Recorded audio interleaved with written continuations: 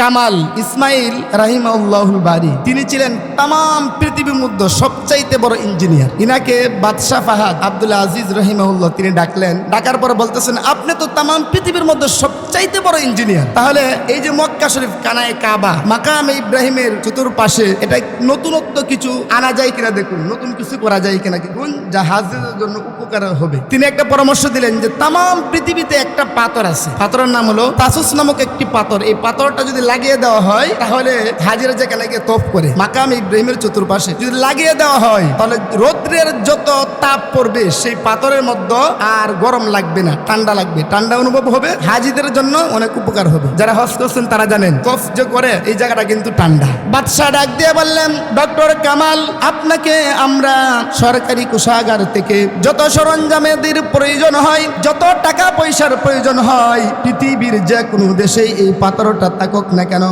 আপনি সুন্দর করে স্থাপন করে দেন। ডক্টর কামাল ইসমাইল রহিমাহুল্লাহ তিনি গবেষণা করে দেখলেন তাম পৃথিবীর মধ্যে মাত্র একটা দেশেই সেই পাথরটি আছে, সেই পাথরটি হলো গ্রিসে। কোথায়? গ্রিসে।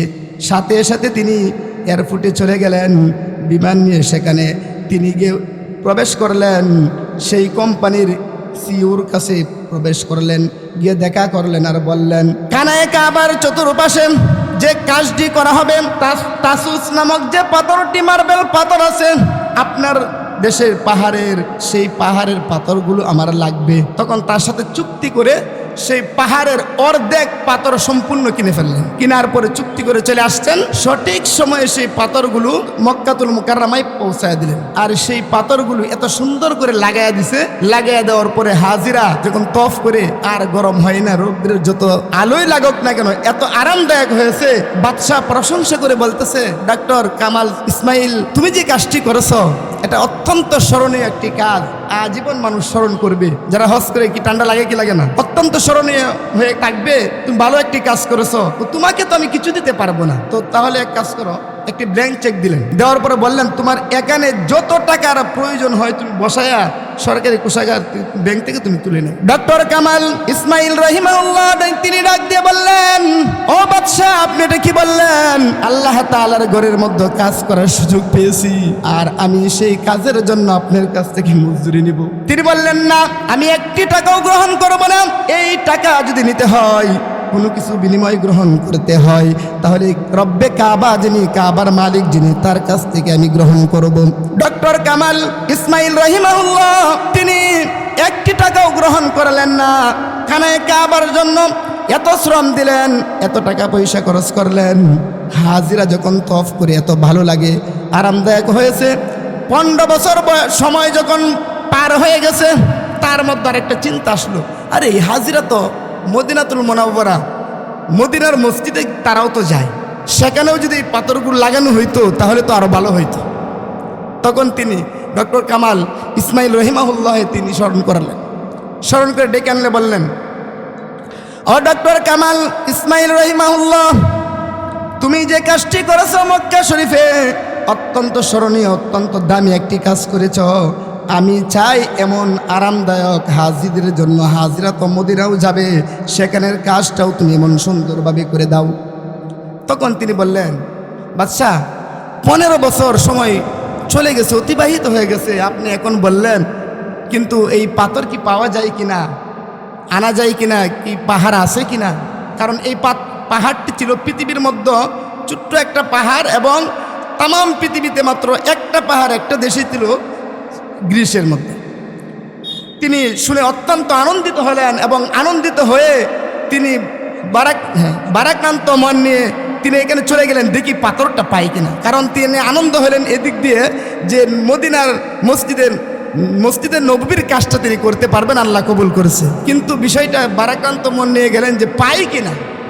তিনি এয়ারপোর্টে চলে গেলেন, এয়ারপোর্ট থেকে ওই গ্রিসে চলে গেলেন। যাওয়ার পরে সিওর কাছে গিয়ে বললেন, ভাই, আজ থেকে 15 বছর আগে আপনার এই তাসুস নামক যে মার্বেল পাথর, সেই পাহাড় থেকে অর্ধেক ক্রয় করে নিয়েছিলাম, আর বাকি অর্ধেক পাথর কি আছে, কি অবস্থা?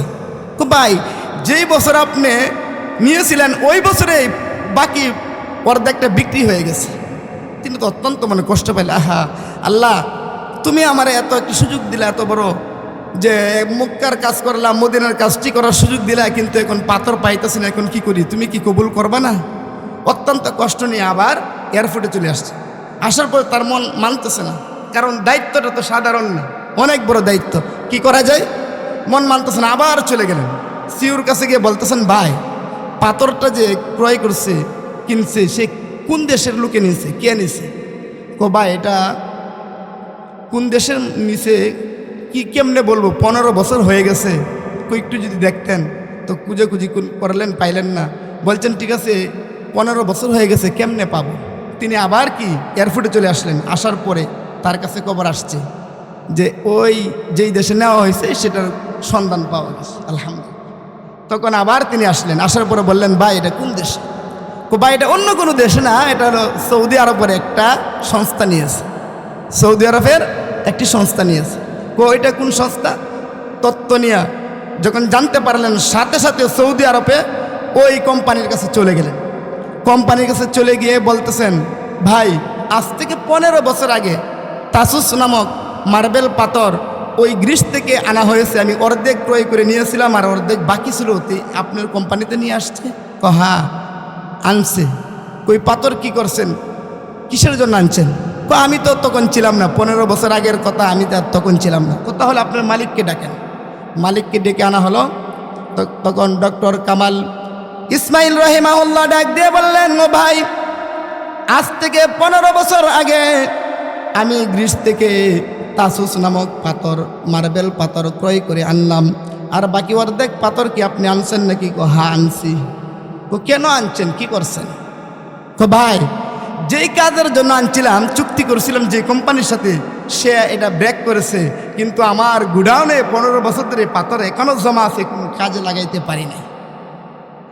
ডক্টর কামাল ইসমাইল রহিমাহুল্লাহ সাথে সাথে চিৎকার দিয়ে বললেন, আল্লাহ, হয়তো আপনি আপনার নবীর গরের জন্য, মদিনাতুল মুনাওয়ারার জন্য কবুল করেছেন আল্লাহ, এই জন্য তার মাধ্যমে আপনি আনছেন। তখন মালিকে বলতে, ভাই কি হয়েছে? ভাই এই যে পাথর পাওয়ার জন্য আমার মন কত আবেগ, কত আগ্রহ, আপনি জানেন তাম পৃথিবীতে এই পাথর পাওয়া যায় না। আর একটা পাহাড়ে ছিল, অর্ধেক আমি আনছি আর অর্ধেক মনে হয় আপনার দ্বারা তা আল্লাহ আনছে। কারণ এই পাথর আমি খুঁজতেছি যে এই পাথর দিয়ে যে মক্কাতে যে কানায় কাবার চতুর্দিকে যে কাজটা ছিল, হাজিরা তফ করতে যে ঠান্ডা লাগে, এখন গরম হয় না রোদ্রের আলুতে, এটা আমি লাগাইছিলাম ওই পাথর দিয়ে, আর বাকি অর্ধেকটা আপনি নিয়ে আনছেন। ভাই কি কোন এটা মক্কা শরীফে লাগাইছেন এই পাথর? হ্যাঁ। বলেন কি আপনি? ডক্টর কামাল ইসমাইল রহিমাহুল্লাহ বললেন, ভাই এই পাথরগুলো আপনাকে যত টাকার প্রয়োজন হয়, আপনাকে আমি ব্ল্যাঙ্ক চেক দিলাম, আপনি এমন কোনো সংখ্যা বসাইতে পারবেন না যে সংখ্যা বসাইলে আমি দিতে পারবো না। আপনার ইচ্ছা অনুযায়ী ব্ল্যাঙ্ক চেকে আপনি সংখ্যা বসাই দেন, আপনার কাছ থেকে আমি ক্রয় করে নিয়ে নিব। সেই কোম্পানির মালিক ডাক দিয়ে বলতেছেন, ভাই আপনি কি বলেন, কি বললেন এটা? আপনি মক্কা শরীফে কাজ করেছেন, আমি শুনেছি বাইতুল্লাহতে কাজ করেছেন, একটি টাকাও আপনি গ্রহণ করেন না, আপনি শুধু ভালো ভালো কাজ করবেন আর আমাকে একটু সুযোগ দিবেন না ভালো কাজের জন্য। আপনি কেমনে ভাবলেন যেখানে মদিনাতুল মুনাওয়ারায় নবীর মসজিদে এই পাথরগুলো লাগানো হবে, আপনার কাছ থেকে আমি টাকা নিতে পারি? আমি একটি টাকাও আপনার কাছ থেকে গ্রহণ করব না, আমাকে একটু সুযোগ দেন না কাজের মধ্যে আপনার সাথে। আমি যদি এটার কোনো টাকা নিতে হয়, মজুরি নিতে হয়, রব্বে কাবার মালিক যিনি, ওই মালিকের কাছ থেকে আমি কিয়ামতের ময়দানে নিব। সুবহানাল্লাহ। তাহলে ভাই কি বলছিলাম, যে যারা নম্র ভদ্র তাদের দ্বারা আল্লাহ তাআলা কি ভালো ভালো কাজ করান। ডক্টর কামাল ইসমাইল রহিমাহুল্লাহ তিনি সারাটা জীবন আল্লাহ তাআলাকে খুশি করার জন্য তিনি মদিনাতে কাজ, মক্কাতে কাজ করেছেন। কিসের জন্য? আল্লাহকে খুশি করার জন্য। তো আল্লাহ তাআলা এটাই দেখবেন যে বান্দার আমল, কার আমল কত সুন্দর। আল্লাহ রাব্বুল আলামিন আমাদের সবাইকে ভালো ভালো আমল করার তৌফিক দান করেন।